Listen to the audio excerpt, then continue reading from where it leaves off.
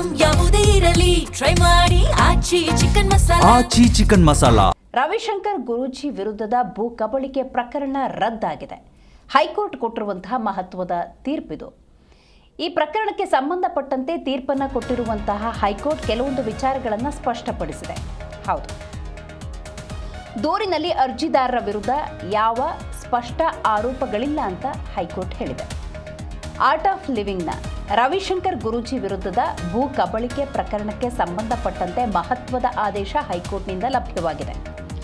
ಕೇವಲ ಪ್ರತಿವಾದಿ ಹೆಸರು ಸೇರಿಸಿದ್ದರಿಂದ ಕ್ರಮ ತೆಗೆದುಕೊಳ್ಳಲು ಸಾಧ್ಯವಿಲ್ಲ. ಪ್ರಾಥಮಿಕ ಸಾಕ್ಷ್ಯಗಳಿಲ್ಲದೆ ಪ್ರಕರಣ ಮುಂದುವರಿಸುವುದು ಸರಿಯಲ್ಲ ಅನ್ನುವಂಥ ಅಭಿಪ್ರಾಯವನ್ನು ಹೈಕೋರ್ಟ್ ವ್ಯಕ್ತಪಡಿಸಿದೆ. ನ್ಯಾಯಮೂರ್ತಿ ಎಂ ನಾಗಪ್ರಸನ್ನ ಅವರಿದ್ದ ಪೀಠದಿಂದ ಬಂದಿರುವಂತಹ ಮಹತ್ವದ ಆದೇಶ ಇದು. ರವಿಶಂಕರ್ ಗುರೂಜಿ ವಿರುದ್ಧದ ಭೂ ಕಬಳಿಕೆ ಪ್ರಕರಣ ರದ್ದಾಗಿದೆ. ಹೈಕೋರ್ಟ್ ಕೊಟ್ಟಿರುವಂತಹ ಮಹತ್ವದ ತೀರ್ಪಿದು. ಕರ್ನಾಟಕ ಹೈಕೋರ್ಟ್ ರವಿಶಂಕರ್ ಗುರೂಜಿ ವಿರುದ್ಧದ ಭೂ ಕಬಳಿಕೆ ಪ್ರಕರಣವನ್ನು ರದ್ದು ಮಾಡಿದೆ. ಎಂ ನಾಗಪ್ರಸನ್ನ ಅವರಿದ್ದ ಪೀಠ ಅರ್ಜಿದಾರರ ವಿರುದ್ಧ ಯಾವುದೇ ಸ್ಪಷ್ಟ ಆರೋಪಗಳಿಲ್ಲ ಅನ್ನೋದನ್ನು ವ್ಯಕ್ತಪಡಿಸಿದೆ ಮತ್ತು ಸಾಕ್ಷ್ಯಗಳ ಕೊರತೆ ಅನ್ನೋದನ್ನು ಕೂಡ ಉಲ್ಲೇಖ ಮಾಡಿದೆ. ಹೌದು, ಏನಿದು ಪ್ರಕರಣ ಡೀಟೇಲ್ ಆಗಿ ನಾವು ನೋಡ್ತಾ ಹೋಗೋದಾದರೆ, ಬೆಂಗಳೂರು ಮಹಾನಗರ ಟಾಸ್ಕ್ ಫೋರ್ಸ್ 19 ಸೆಪ್ಟೆಂಬರ್ 2025ರಂದು ಕರ್ನಾಟಕ ಭೂ ಆದಾಯ ಕಾಯ್ದೆ 1964ರ ಅಡಿಯಲ್ಲಿ ಸ್ವಯಂ ಪ್ರೇರಿತ ದೂರನ್ನು ದಾಖಲು ಮಾಡಿಕೊಂಡಿರುತ್ತೆ. ಕಗ್ಲಿಪುರ ಗ್ರಾಮದ ವಿವಿಧ ಸರ್ವೆ ಸಂಖ್ಯೆಗಳಲ್ಲಿನ ಸರ್ಕಾರಿ ಭೂಮಿ, ಕೆರೆ, ರಾಜಕಾಲುವೆ ಇದನ್ನು ಅಕ್ರಮವಾಗಿ ಕಬಳಿಸಲಾಗಿದೆ ಅಂತ ಆರೋಪವನ್ನು ಮಾಡಲಾಗಿರುತ್ತೆ. ಈ ಹಿನ್ನೆಲೆಯಲ್ಲಿ PIL ಲ್ಯಾಂಡ್ ಗ್ಯಾಬ್ರಿಂಗ್ ವಿಶೇಷ ನ್ಯಾಯಾಲಯದ ವಿಚಾರಣೆ ಮತ್ತು ತಹಶೀಲ್ದಾರ್ ವರದಿ ಆಧರಿಸಿ ದೂರನ್ನು ದಾಖಲು ಮಾಡಲಾಗಿದೆ. ಈ ಹಿನ್ನೆಲೆಯಲ್ಲಿ ರವಿಶಂಕರ್ ಗುರೂಜಿ ಹೈಕೋರ್ಟ್ ಮೆಟ್ಟಿಲೇರಿದ್ರು. ರೈಟ್, ಇದ್ರ ಬಗ್ಗೆ ಹೆಚ್ಚಿನ ಮಾಹಿತಿಯನ್ನು ನಮ್ಮ ಪ್ರತಿನಿಧಿ ಭವ್ಯ ಸುನಿಲ್ ನೀಡ್ತಾರೆ. ಭವ್ಯ, ಏನಿದು ಪ್ರಕರಣ? ಹೈಕೋರ್ಟ್ ಯಾವೆಲ್ಲ ಪ್ರಮುಖ ಅಂಶಗಳನ್ನು ತೀರ್ಪಿನಲ್ಲಿ ಉಲ್ಲೇಖ ಮಾಡಿದೆ? ಎಸ್ಟಿಬಿಯ ಕರ್ನಾಟಕ ಹೈಕೋರ್ಟ್ ರವಿಶಂಕರ್ ವಿರುದ್ಧ ಭೂ ಕಬಳಿಕೆ ಪ್ರಕರಣವನ್ನ ಸದ್ಯ ರದ್ದುಪಡಿಸಿರುವಂತದ್ದು. ನ್ಯಾಯಮೂರ್ತಿ ಎಂ ನಾಗಪ್ರಸನ್ನ ಅವರ ಏಕಸದಸ್ಯ ಪೀಠ ಒಂದು ಈ ಆದೇಶವನ್ನ ಕೊಟ್ಟಿದೆ.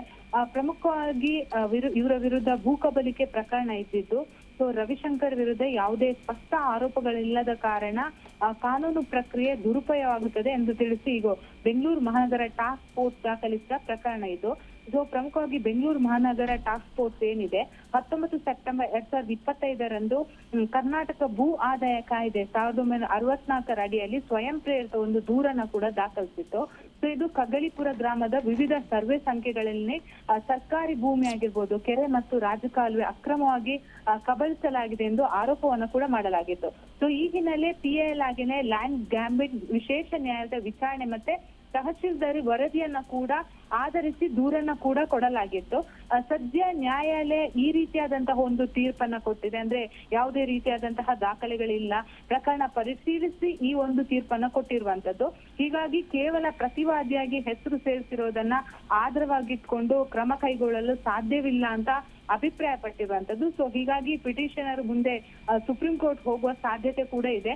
ಅವರು ಹೇಳೋ ಪ್ರಕಾರ ಅವರ ಬಳಿ ಕೆಲವೊಂದು ದಾಖಲಾತಿಗಳು ಇದೆ ಅಂತ. ಆದ್ರೆ ನ್ಯಾಯಾಲಯ ಸರಿಯಾದ ಸೂಕ್ತ ದಾಖಲಾತಿಗಳು ಇಲ್ಲದ ಕಾರಣ ಈ ಪ್ರಕರಣವನ್ನ ಈ ರೀತಿಯಾಗಿ ರದ್ದುಗೊಳಿಸಿ ಮಹತ್ವದ ತೀರ್ಪನ್ನ ಕೊಟ್ಟಿರುವಂತದ್ದು ಇದೆಯಾ. ಈಗ ತಹಶೀಲ್ದಾರ್ ವರದಿಯನ್ನ ಆಧರಿಸಿ ದೂರನ್ನ ದಾಖಲು ಮಾಡಿರುವುದರಿಂದಾಗಿ ಮುಂದೆ ಏನಾದ್ರೂ ಮೇಲ್ಮನವಿಯನ್ನ ಸಲ್ಲಿಸುವ ಸಾಧ್ಯತೆಗಳೇನಾದ್ರೂ ಇರುತ್ತಾ ರವಿಶಂಕರ್ ಗುರೂಜಿ ವಿರುದ್ಧವಾಗಿ? ಖಂಡಿತ, ಯಾಕಂದ್ರೆ ಇದು ಏಕಸದಸ್ಯ ಪೀಠದಲ್ಲಿ ಈ ರೀತಿಯಾದಂತಹ ತೀರ್ಪು ಬಂದಿರುವಂತದ್ದು. ಒಂದು ವಿಭಾಗೀಯ ಪೀಠಕ್ಕೆ ಮೇಲ್ಮನವಿಯನ್ನ ಸಲ್ಲಿಸಬಹುದು ಅಥವಾ ನೇರವಾಗಿ ಸುಪ್ರೀಂ ಕೋರ್ಟ್ ಮೊರೆ ಕೂಡ ಹೋಗ್ಬೋದು. ಯಾಕಂದ್ರೆ ಈಗಾಗಲೇ PIL ಆಗಿರ್ಬೋದು, ಲ್ಯಾಂಡ್ ಗ್ಯಾಬ್ರಿಂಗ್ ವಿಶೇಷ ನ್ಯಾಯಾಲಯ ಏನಿದೆ ಅದರಲ್ಲಿ ಕೂಡ ವಿಚಾರಣೆ ಆಗಿತ್ತು. ಅದರ ದೂರ ಆಧರಿಸಿ ಇವರೊಂದು ಹೈಕೋರ್ಟ್ಗೆ PIL ಅನ್ನ ಸಲ್ಲಿಕೆ ಮಾಡಿದ್ರು. ಆದ್ರೆ ಹೈಕೋರ್ಟ್ ನ ಏಕಸದಸ್ಯ ಪೀಠ ಈ ರೀತಿಯಾಗಿ ಅಂದ್ರೆ ಹೈಕೋರ್ಟ್ ಪ್ರಕರಣವನ್ನೇ ರದ್ದು ಮಾಡಿದೆ. ಸೊ ಹೀಗಾಗಿ ವಿಭಾಗೀಯ ಪೀಠಕ್ಕೆ ಸಲ್ಲಿಸುವ ಸಾಧ್ಯತೆ ಈಗ ಕಡಿಮೆ. ಬಟ್ ಅವರ ವಕೀಲರು ನೇರವಾಗಿ ಸುಪ್ರೀಂ ಕೋರ್ಟ್ ಹೋಗುವ ಎಲ್ಲ ಸಾಧ್ಯತೆ ಇದೆ ದಿವ್ಯಾ. ರೈಟ್, ಅಂದಾಜು ಎಷ್ಟು ಜಾಗವನ್ನು ಒತ್ತುವರಿ ಮಾಡಿಕೊಂಡಿದ್ದಾರೆ ಅನ್ನೋದ್ರ ಬಗ್ಗೆ ಏನಾದರೂ ಮಾಹಿತಿ ಲಭ್ಯವಾಗಿದೆಯಾ? ಯಾವ ಸರ್ವೆ ನಂಬರು, ಇದ್ರ ಬಗ್ಗೆ ಏನಾದರೂ ಡೀಟೇಲ್ಸ್ ಇದೆಯಾ?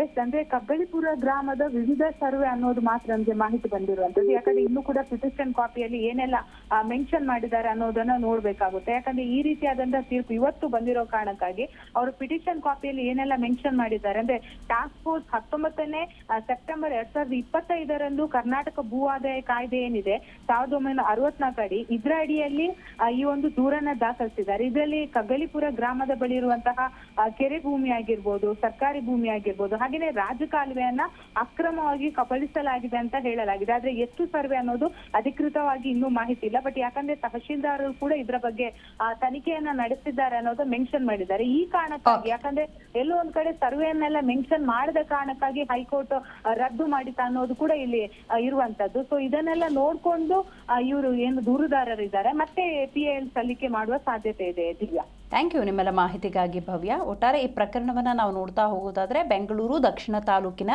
ಉತ್ತರಹಳ್ಳಿ ಹೋಬಳಿಯ ಕಗ್ಗಲಿಪುರ ಗ್ರಾಮದ ಸರ್ವೆ ನಂಬರ್ 46, 135, 137, 150, 160, 164/1, 164/2ರಲ್ಲಿನ ವಿವಿಧೆಡೆ ಸರ್ಕಾರಿ ಜಮೀನಿರ್ಬೋದು, ಕೆರೆ ಇರ್ಬೋದು, ರಾಜಕಾಲುವೆ ಒತ್ತುವರಿ ಮಾಡಿಕೊಂಡಿರುವ ಸಂಬಂಧ ದಾಖಲಾಗಿದ್ದಂತಹ ಪ್ರಕರಣ ಇದು.